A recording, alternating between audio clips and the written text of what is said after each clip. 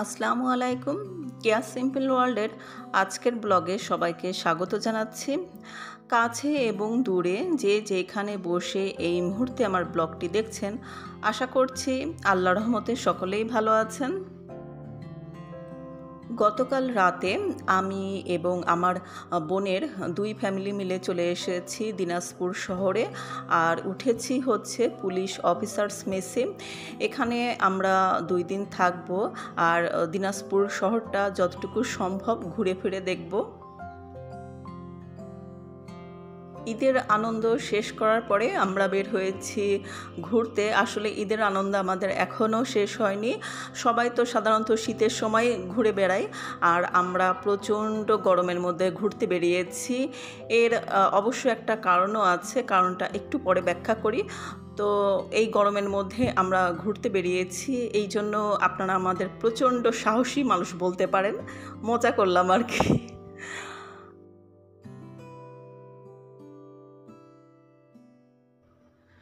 সকালের নাস্তাটা এখন আমরা করে নিচ্ছি। সকালের নাস্তায় ছিল পোলাও চাল আর মুগ ডাল দিয়ে রান্না করা সবজি খিচুড়ি, ডিম ভুনা, আর এটা হচ্ছে পেঁয়াজ কুচি করে শুকনা মরিচ ভেজে সর্ষের তেল দিয়ে মেখে একরকম ভর্তা। এই ভর্তাটা আজকে আমি প্রথম খেলাম, কিন্তু বিশ্বাস করেন যে এত মজা কি আর বলবো।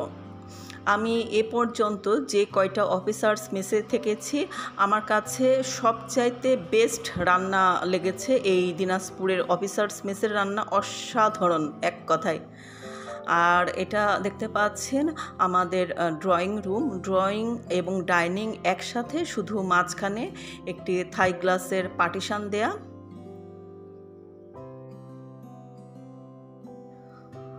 তো সকালের নাস্তাটা শেষ করে এই দুই ফ্যামিলির অসীম সাহসী কয়েকজন মানুষ বের হয়েছে ঘুরতে। প্রথমে চলে এসেছি আমরা একটি জমিদার বাড়ি দেখতে। আমরা এই প্রচণ্ড গরমের মধ্যে বাচ্চাদের নিয়ে কেন ঘুরতে বেরিয়েছি এখন আপনাদের সাথে শেয়ার করি, তাহলে বুঝতে পারবেন।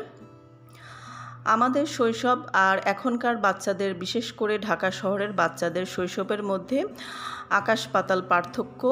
ওদের নেই কোনো খেলার মাঠ, বিনোদন বলতে আছে শুধু ছুটির দিনে হোমওয়ার্ক শেষ করে কম্পিউটার বা ল্যাপটপে গেমস খেলা। আর ঈদের ছুটি পেলে হয়তো তারা মা বাবার সাথে দেশের বাড়িতে ঈদ করতে যায়, আর সামনে যদি পরীক্ষা থাকে তাহলে তো সেটাও বাতিল। তো এর মধ্য দিয়েই আমাদের বাচ্চারা বড় হয়েছে। সাদনান ট্রেনিং শেষ করে ওর কর্মস্থলে যোগ দিবে। আমার বোনের বড় ছেলেটা ব্র্যাক ইউনিভার্সিটিতে পড়ছে, সিএসইতে। আর ছোটজন ক্লাস 10-এ পড়ে সাউথ পয়েন্টে। আলহামদুলিল্লাহ, ওরা মাশাল্লাহ স্বপ্ন দেখা শিখে গেছে। ওদেরকে তো আমরা এভাবে ভ্যাকেশনে দূরে কোথাও নিয়ে যেতে পারিনি। তো এখন আমরা মা বাবারা চিন্তা করেছি যে ওদের রিল্যাক্সের জন্যই আমরা ওদেরকে এখানে ওখানে নিয়ে যাব। আমার ভগ্নিপতি ইঞ্জিনিয়ার, পোস্টিং হচ্ছে বান্দরবনে। ওখানে আমাদেরকে নিয়ে গিয়েছিল কয়েক বছর আগে। তখন তো আমি ব্লগ করতাম না, তাই আপনাদের সাথে আসলে ভিডিওগুলো শেয়ার করা হয়নি। জমিদার বাড়িটি ঘুরে চলে এসেছি আরেকটি জায়গায় ঘুরতে, আর দেখতে পাচ্ছেন বিল্ডিংগুলোর অবস্থা। এখানে যদি আপনারা ঘুরতে আসেন, নিজস্ব পরিবহন ব্যবস্থা যদি থাকে তাহলে তো খুবই ভালো, আর যদি না থাকে তাহলে দেখা যাচ্ছে যে আপনাদের একটু অসুবিধায় পড়তে হবে। একটু না, বেশ অসুবিধায় পড়তে হবে। আপনারা মেন শহরগুলোতে অটোরিকশায় চড়ে আসতে পারবেন, তবে রিজার্ভ করে আসতে হবে, কারণ এখানে এসে যদি দেখা যায় যে অটোরিকশাগুলো ছেড়ে দেন তাহলে কিন্তু আপনাদের রিক্সা পেতে বেশ বেগ পেতে হবে।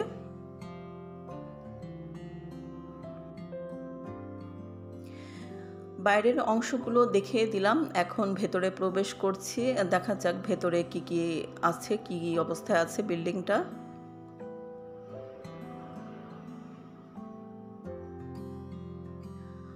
পুরাতন এই ইমারতগুলো দেখলে ওই সময়কার মানুষদের লাইফস্টাইল সম্পর্কে বোঝা যায়। আর এই সমস্ত পুরাতন ইমারতগুলোর সৌন্দর্য আসলে মনোমুগ্ধকর। কারুকার্যগুলো আসলেই মানে কি আর বলবো, এখনকার সময়ে এই কারুকার্যগুলো আসলেই দেখা যায় না। তো ওই পুরনো জিনিসগুলো দেখতে কিন্তু ভীষণ ভালো লাগে। আর এটা হচ্ছে এই বিল্ডিংয়ের মাঝখানের অবস্থা। চারপাশে দালান আর মাঝখানে ফাঁকা জায়গা, আর এই ফাঁকা জায়গায় গবাদি পশুগুলো অবাধে চলাফেরা করছে, দেখতে পাচ্ছেন।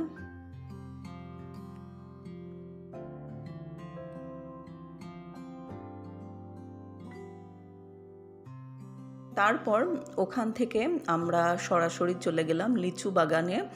এখানে আপনারা দেখতে পাচ্ছেন মাঝখান দিয়ে পিচ ঢালা রাস্তা, আর দুপাশ দিয়ে বিস্তৃত এলাকা জুড়েই হচ্ছে লিচু বাগান।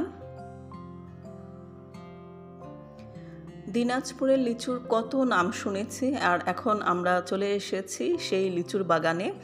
আর এখানে আপনারা দেখতে পাচ্ছেন প্লাস্টিকের ঝুড়িগুলোতে বাগান থেকে লিচু তুলে রাখা হয়েছে। এখন এগুলো পাঠানো হবে দেশের বিভিন্ন প্রান্তরে।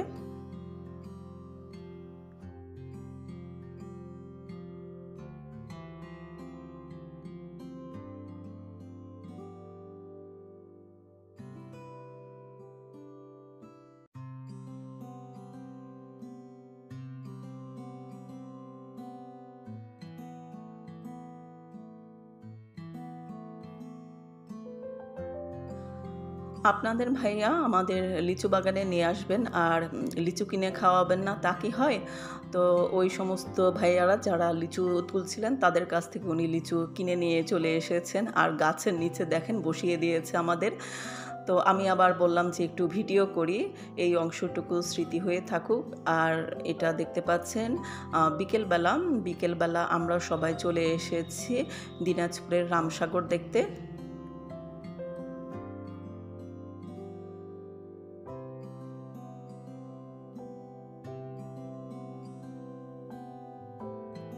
পরদিন সবাই মিলে ঘুরতে বের হয়েছি, আর দুপুর হয়ে গেছে। তো জানতে পারলাম যে এই জায়গাটায় খুব সুন্দর একটা মসজিদ তৈরি হয়েছে নতুন, আর এদিকে দুপুরও হয়ে গেছে। তো ভাবলাম যে মসজিদটাও দেখে যাই, আর সাথে এই মসজিদটায় নামাজও পড়ে নেই।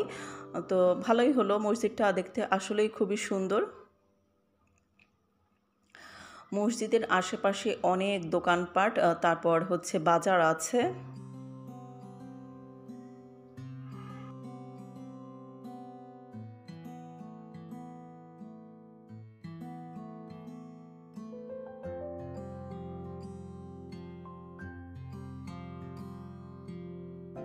প্রচণ্ড গরম পড়েছে, তাই আপনাদের ভাইয়া আমাদের জন্য আখের রসের অর্ডার দিয়েছেন। এই শরবতটা অবশ্য আমরা খাইনি কেউই, শুধু ভিডিওটা করেছি।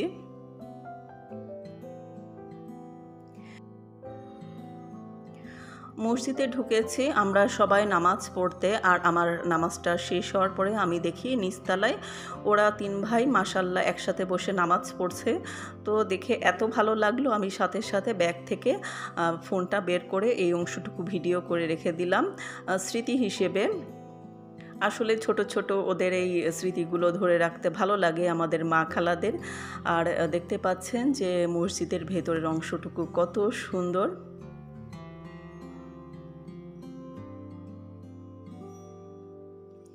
বিশাল একটা ঝাড়বাতিটা আসলে ক্যামেরাতে ওইভাবে ভালো বোঝা যাচ্ছে না। সামনাসামনি ঝাড়বাতিটা এবং মসজিদের ভেতরটা এবং বাইরের পরিবেশটা খুবই সুন্দর।